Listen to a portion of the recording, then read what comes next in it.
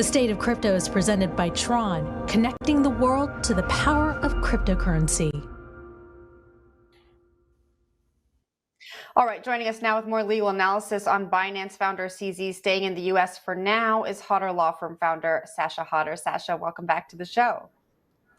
Hey, thanks for having me. Great to be here. Great to have you here again. Now, Nick laid the foundation for us in the last segment. In your, legal analysis of what's going on here, how likely is it that CZ will be able to go back to the UAE? Of course, he has a family there. His team is saying he would like to go back and be with his family until February. How likely is that, do you think? It's hard to say. At first, it was negotiated that he would be allowed to return home as part of this extraordinarily high $175 million bond. But the Department of Justice just filed this motion saying, we're worried that he's a flight risk. There's no extradition treaty between the UAE and the United States. So, imagine the embarrassment for the United States. They've got the biggest fine in financial history on the line here. And if CZ just, changed his mind, went back to the UAE, continued running Binance, and the UAE might say, well, we're happy with the way Binance is running. We just extended its first crypto license for the country. And, we argue that you don't have power over this company because it's not a US company. Something like that could happen if he went back. And, he has cooperated every step along the way here. So it's, in my opinion, unlikely. Binance is big enough and has, they stand by their word typically. So they've agreed to all of this. So I don't think CZ is a particular flight risk, but I certainly see the concern here. Was this on purpose? I mean, did they lull him into a false sense of security, if you will, that he could go back to the UAE, or was this an oversight?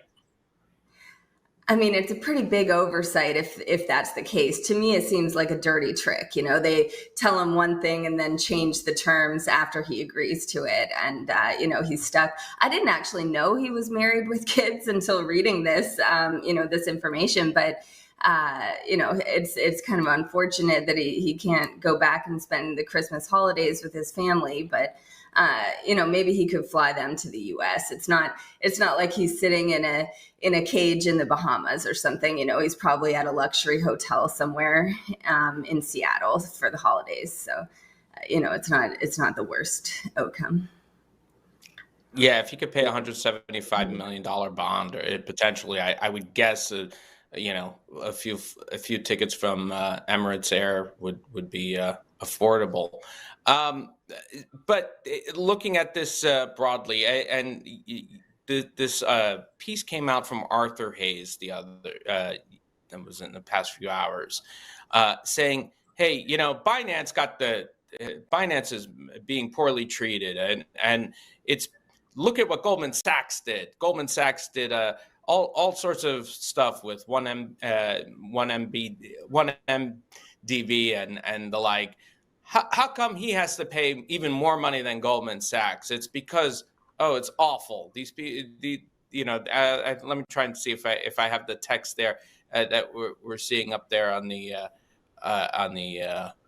screen here. Yeah. So what exactly is he? Yeah, he calls it arbitrary and absurd. Is that necessarily the case here, or I mean, is there legitimately a reason why you would want to fine Binance for $4 billion? I mean, I tend to agree with Arthur Hayes here. I love his writing. The essay he put out late last night was phenomenal.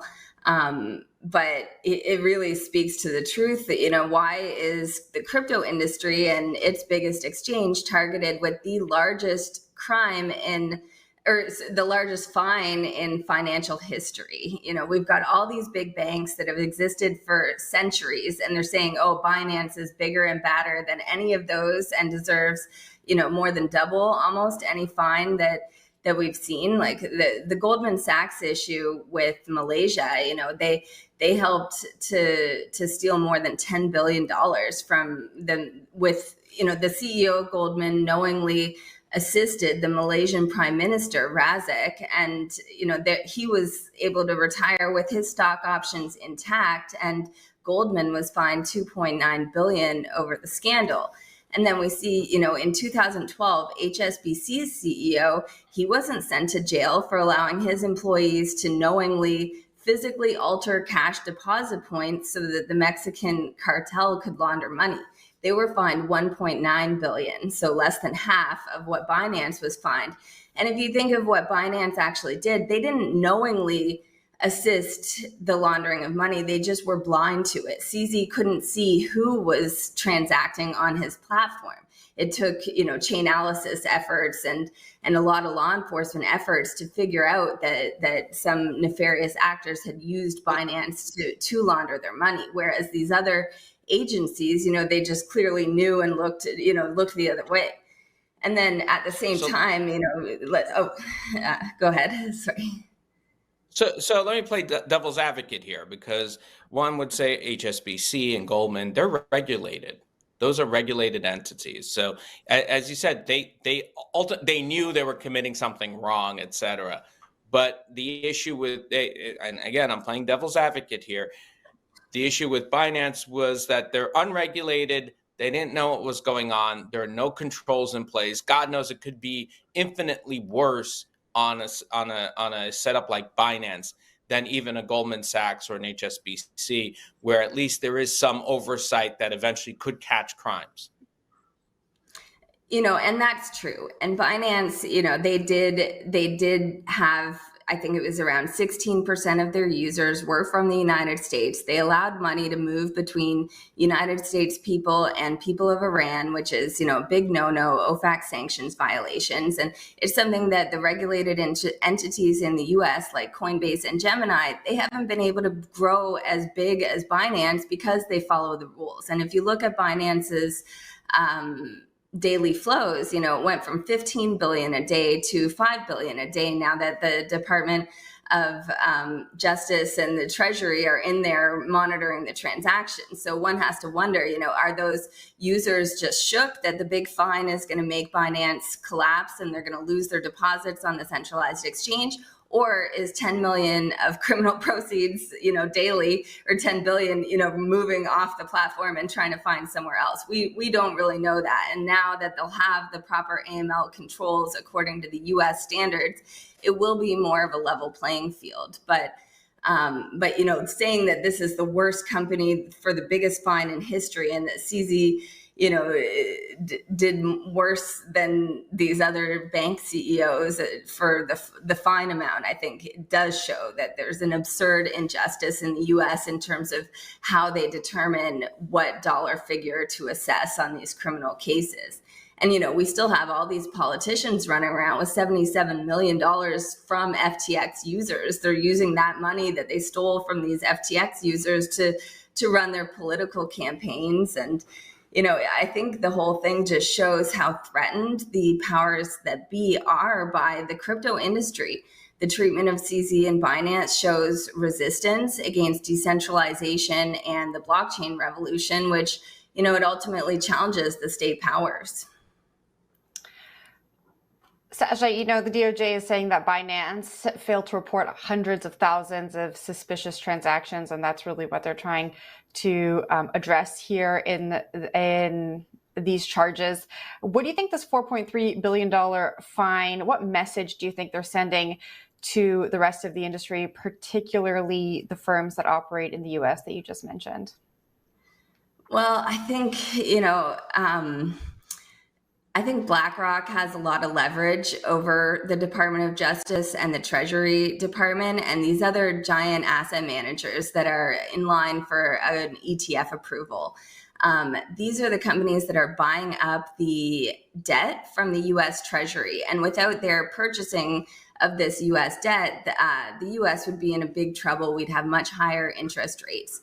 So I think they have a bit of leverage here to say, hey, we're waiting for this ETF approval. The SEC has cited Binance and Tether kind of as the two major things that are causing manipulation of the price of Bitcoin. And, now Binance is taken care of perhaps there needs to be some, in BlackRock's mind anyway, in the SEC's mind, there needs to be some remedy with Tether. And interestingly, on the same day as the Binance announcement, Tether put out a blog saying that they've onboarded the U.S. Secret Service into their platform, and they're planning to do the same with the Department of Justice. So it looks like something's happening with Tether at the same time. And, keep in mind, BlackRock has, a distinct competitive, thing going on with Tether, because BlackRock manages the reserves for Circle, and Circle is declining market cap over the last year and a half. And then we saw with this Binance takedown, it also involved the dismantling of the Binance stablecoin, which had a $23 billion market cap a few months ago, and now it's got a $1.7 billion market cap, and it's been ultimately unwound without any market disruption. So they might be looking at it and thinking they can do the same thing with Tether, and then then it's a win-win for everyone. The Department of Treasury can say, hey, we've taken care of the terrorism, and we can use this terrorism angle to add further restrictions on the crypto industry. The SEC can approve an ETF saying that, now we've got more oversight over these two big offshore exchanges, Tether and Binance. And CZ gets away here with the largest financial fine in history, but it's still a slap on the wrist because he's still the majority shareholder of Binance. He can even come back as the CEO in 3 years. And, he's going to do well through the next bull market. He's not going to spend the rest of his life in jail. So, everyone kind of it's not like gets through this. Mm-hmm. It's not like terrorism's a big issue right now. Well, I mean, it's serious. I mean, it's not like, we need to worry about terrorists, I don't know, trying to take over a country, blowing up people, shooting people, and then, financing it somehow. Yeah, but look who's financing it. I mean, we've sent over $100 billion to Ukraine, and the Pentagon just failed its last audit. It's got $3.8 trillion of missing military equipment, which is actually 5 times the whole Bitcoin market cap. So, if they're really worried about terrorist financing, they're going to look into what happened to that weapons and what the money to Ukraine is being spent on, rather than But nonetheless, I mean, for Binance. One could suspect that the issue with Tether and its lack of and its consistent lack of transparency with where its assets are going, how it issues its Tether in general, and the sort of blatant thumbing its nose at regulators from time to time might get under people's skin, especially when, I don't know, things are happening that are killing tens of thousands of people. It's theoretical, right? Doesn't actually happen in the real world. Well, I think reform of Tether is short on the heels of this Binance action. All right, Sasha, we are going to leave it there. Thanks so much for joining us this morning. Always a pleasure having you on. Thank you. That was Hodder Law Firm founder Sasha Hodder.